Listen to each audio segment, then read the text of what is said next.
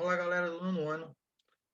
Falando sobre a química do corpo, nós vimos que todas as reações químicas que ocorrem no corpo necessitam de vários sistemas para que isso ocorra, mas a gente tem dois principais. A gente falou muito na questão dos hormônios, a gente falou nos hormônios adrenalina, noradrenalina, dopamina, quer dizer, são substâncias chamadas neurotransmissoras, transmitem através dos neurônios, por isso que o nome é neurotransmissoras, porque através dos neurônios elas transmitem substâncias que vão acelerar, vão diminuir a passagem do impulso elétrico, vão fazer com que o impulso elétrico demore mais tempo ou passe mais rápido.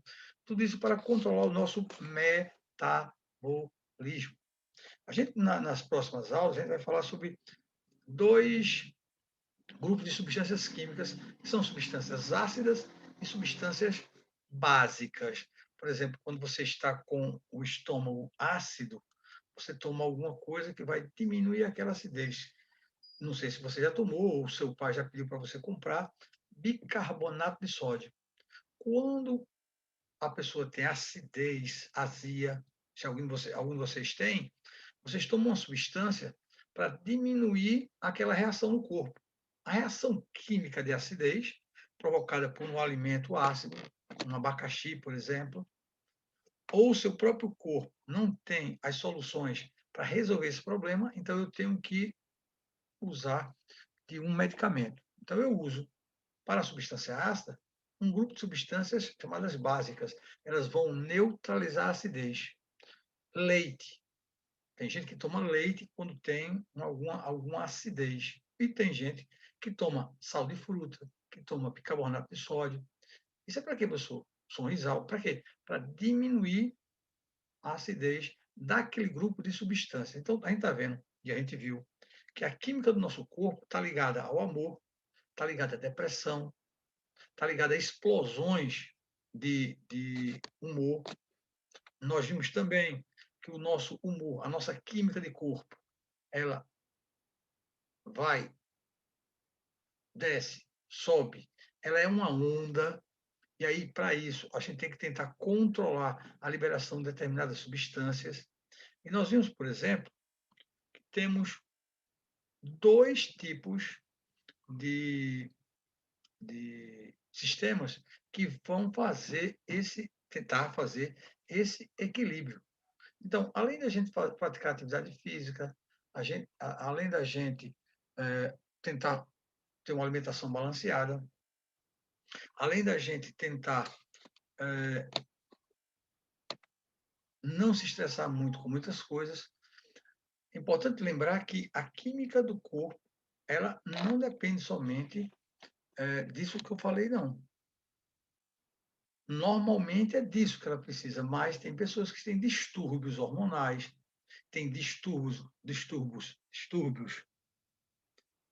neurológicos. Então, quer dizer, além da gente tentar fazer a nossa parte, precisamos de sistema nervoso, sistema endócrino, trabalhando na forma de que um estimula a produção, o outro produz e vai até o órgão que vai fazer esse tipo de ação. Por exemplo, no caso de um local onde está quente ou frio, a partir do momento que você coloca a mão nesse local, os neurônios vão levar a sensação para o cérebro rapidamente, em questões de microsegundos, ele já dá a resposta. Mas lembre, falando de química, não estou falando de achismo, não.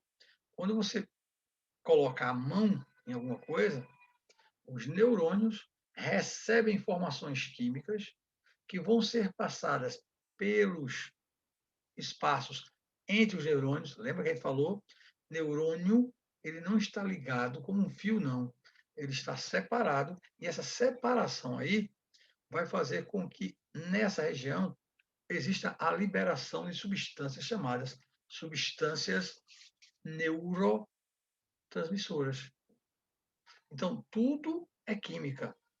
Se a gente tem uma sensação qualquer de dor, calor, de frio, quando eu coloco a mão no local, meus neurônios são estimulados e essa estimulação vai passar de neurônio a neurônio até chegar ao cérebro. Então, normalmente, meu cérebro vai responder rapidamente. Então, na primeira pergunta que ele disse que sistemas atuam estimulando e produzindo os hormônios que realizam funções químicas no corpo. O primeiro sistema é o sistema nervoso. E o outro sistema que produz os hormônios é o sistema endócrino. Sistema nervoso, sistema endócrino. Por exemplo, o que é que o endocrinologista faz, professor? Qual é a função médica do endocrinologista? Por incrível que pareça, hormonalmente, as mulheres apresentam mais distúrbios do que o homem. Nós temos uma glândula aqui, chamada glândula tireoide, ela fica na base da traqueia, e essa glândula vai estimular a liberação de substâncias para equilibrar o meu metabolismo. Se eu aumento a produção dessa substância, eu vou ter distúrbios que vão atingir o sistema nervoso. Se eu tenho pouca substância produzida pela tireoide, eu vou ser uma pessoa um pouco mais flácida, consequentemente, menos dinâmica. Então, veja, eu preciso quimicamente no meu corpo das substâncias, mas eu preciso que haja no sistema nervoso a liberação de estímulos. Quando eu estimulo através do sistema nervoso a glândula a produzir os hormônios, aí eu tenho a ação do metabolismo. Como assim? Lembra que a gente falou que você está parado, mas de uma hora para outra seu corpo sofre algum impulso, ou você vê alguma coisa, ou alguma coisa acontece com você, rapidamente o corpo tem que tentar resolver esse problema. Você está parado. Se alguém chega para lhe assaltar, você de zero vai tentar passar para 100 de reações químicas no corpo. Então, quando você sente o medo, a adrenalina é jogada, vê como a adrenalina é importante. A adrenalina é jogada no seu corpo para deixar você alerta. Então, quando você sabe que alguém diz, por exemplo, oh, não vai por aquela rua, que ali possivelmente tem assalto, você já vai com o corpo cheio de adrenalina no sangue. Por quê, professor? Porque ele vai te deixar de prontidão. Se, por exemplo, tu vê alguma coisa suspeita, tu já vai realizar uma ação. Então, veja, o sistema nervoso ficou pensando que ali pode ter algum estímulo e você precisa de uma reação rápida.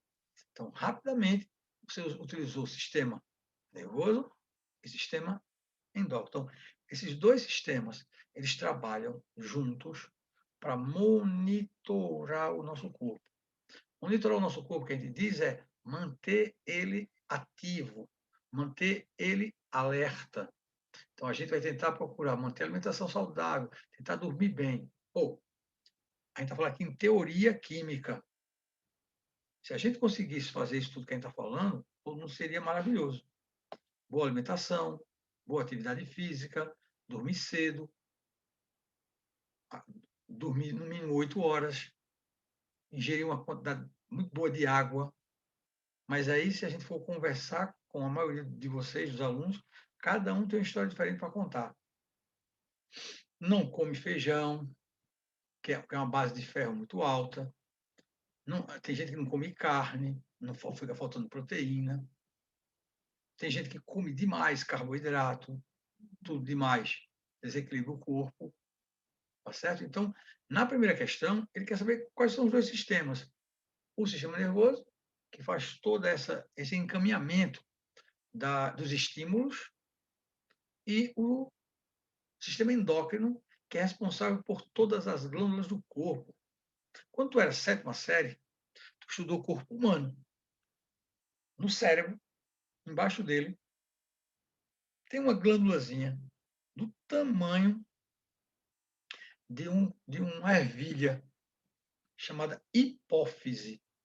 Essa hipófise, do tamanho de uma ervilha embaixo do cérebro, comanda todas as outras glândulas do corpo. Por exemplo, vocês já viram aquelas pessoas que têm mais de 2 metros, 2,30 m, 2,40 m, que a gente vê que ele é meio estranho em relação às pessoas que normalmente têm uma altura, como um jogador de basquete. Tem pessoas que têm um braço muito grande. Pô, deixa eu dar um exemplo. O Frankenstein. O Frankenstein, ele é uma figura que tem uma testa longa, ele tem um queixo longo, ele tem os braços longos. Aquela doença ali é causada por uma liberação maior do hormônio do crescimento. Normalmente, uma pessoa, nós, recebemos hormônio do crescimento. Mulheres até os 18, homens até os 21. Se esse hormônio continuar a ser estimulado, ele vai fazer a pessoa ficar gigante. Só que não é vantagem você ficar muito alto, porque os órgãos do seu corpo não vão acompanhar essa altura. Por exemplo, você vai ter um coração pequeno para levar sangue lá para cima. Então, essas pessoas geralmente vão ter problemas de articulação, de circulação sanguínea. O que aconteceu com eles, professor? A química do corpo deles começou a estimular demais essa glândulazinha do tamanho da ervilha e ela mandou o hormônio do crescimento para os ossos e músculos. Aí eles cresceram demais.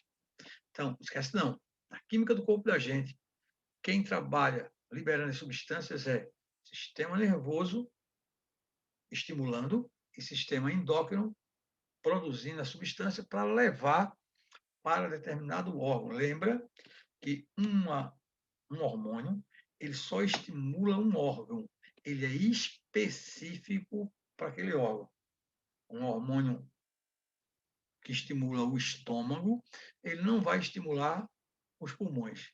Cada um é específico. É aí que entra a química. Lembra da afinidade química que a gente falou, das substâncias químicas? Uma substância é liberada e a outra substância recebe esse estímulo porque quimicamente eles têm elétrons e se atraem. Tranquilo? Primeira questão, sistema nervoso, e o outro é o sistema endócrino.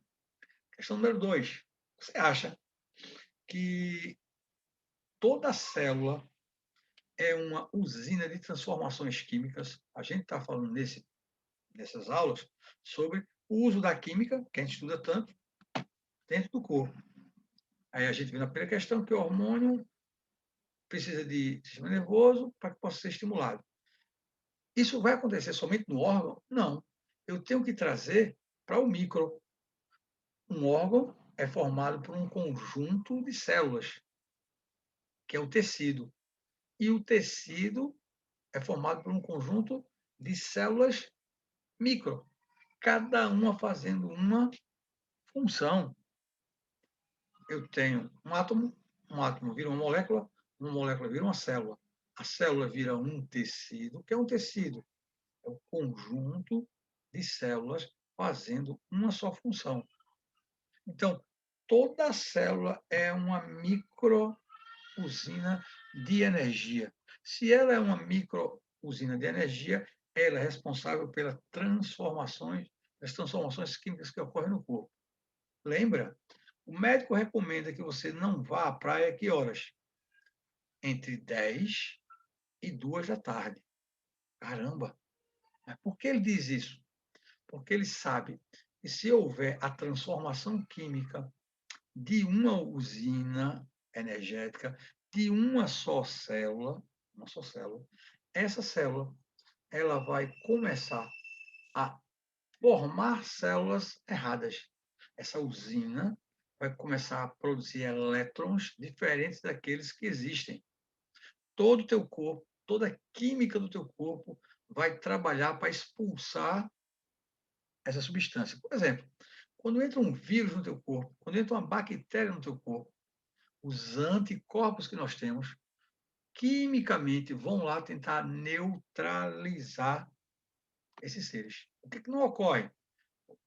O que não ocorre, principalmente no caso dos vírus, é uma assimilação pelos anticorpos.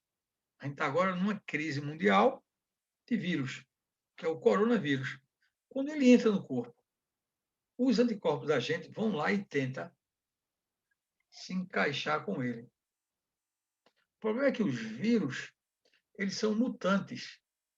Para que haja transformação química, para que haja reação química no corpo, eu preciso do anticorpo se ligando ao vírus. Como o vírus ele modifica a sua forma, como é que o anticorpo vai se encaixar no vírus?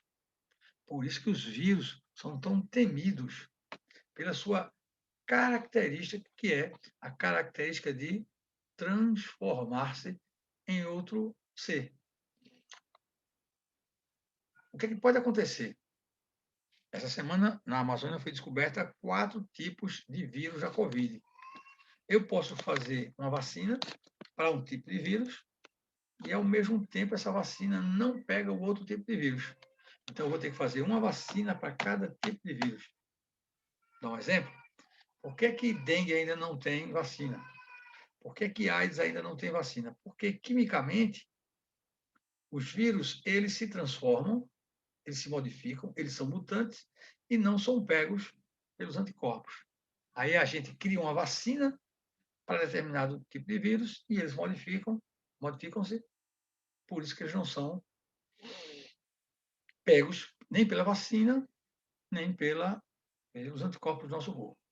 Então, toda célula é uma usina de transformação, vírgula, porque tudo acontece primeiramente no micro, tudo acontece primeiramente na célula, para depois ser passada para os tecidos e, consequentemente, chegar aos órgãos. Tudo é micro para se transformar em macro. 3. Qual a importância do neurônio na transmissão do impulso químico? Poxa, a gente viu isso, a gente falou sobre isso. Veja, quando a gente fala da importância do neurônio, vou colocar aqui só um esboço. Está um neurônio aqui, está outro neurônio aqui. Aqui é a parte do núcleo do neurônio, onde aqui a gente vai encontrar uma cabeleira aqui nele, que é chamada de dendrito. Olha que nome, dendrito. Não é detrito, não, viu? É dendrito. Dendrito, o corpo celular, e aqui a gente tem o axônio. Isso é um neurônio. O outro neurônio fica distante dele. Por isso que eu preciso de substâncias chamadas neurotransmissoras.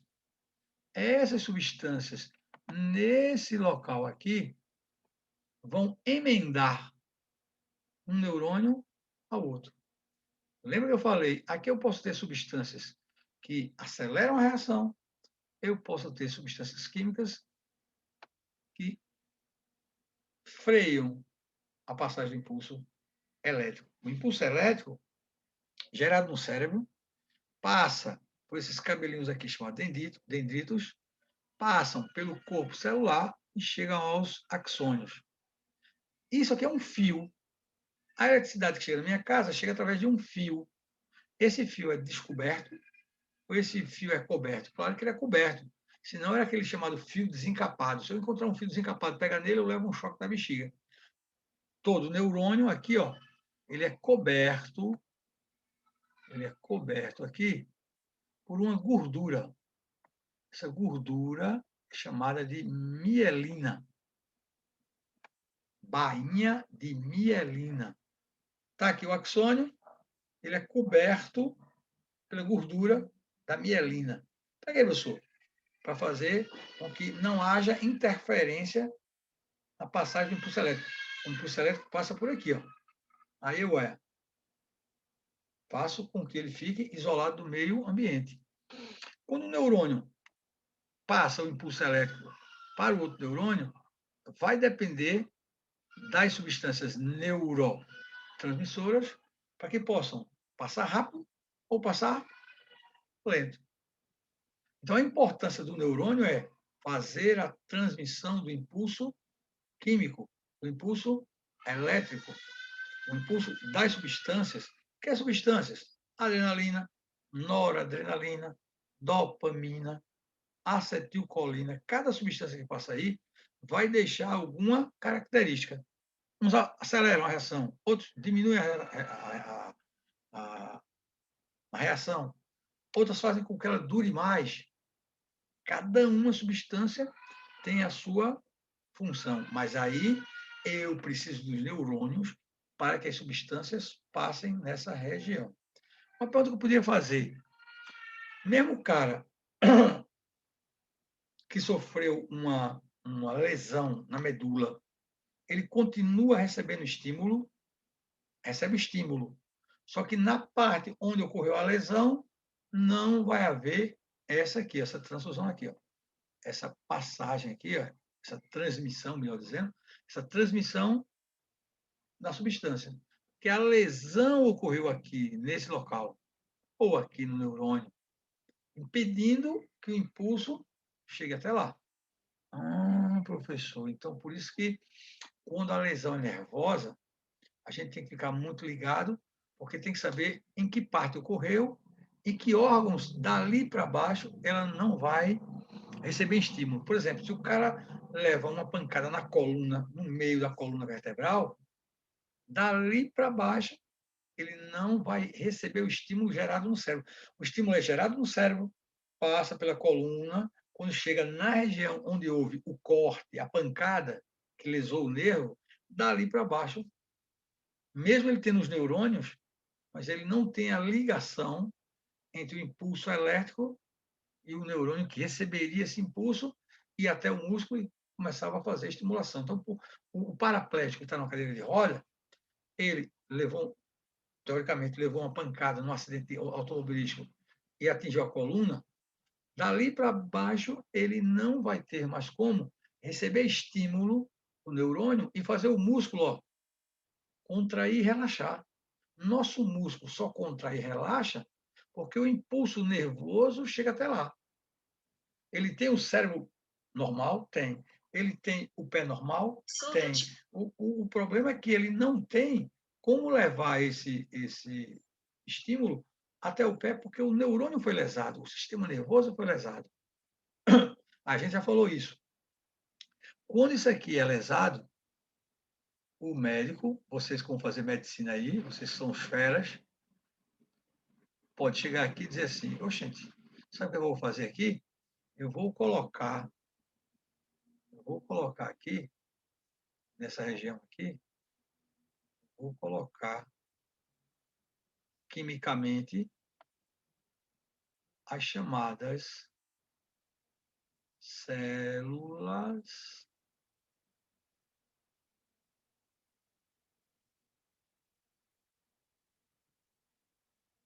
tronco.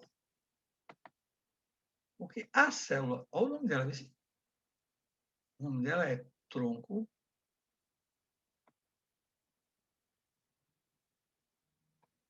porque tu vai pegar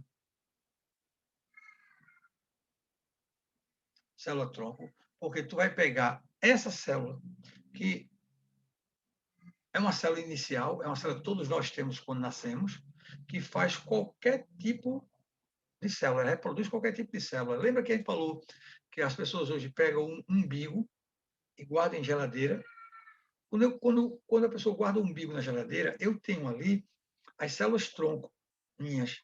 Se um dia eu precisar fazer uma transfusão de medula, aí eu pego, coloco as células minhas na região da medula. Transfusão não, um transplante. Transplante de medula é feito através da minha própria célula. O grande problema de um transplante é o quê? É a rejeição. Se eu pego célula tronco minha mesmo, eu não vou ter rejeição.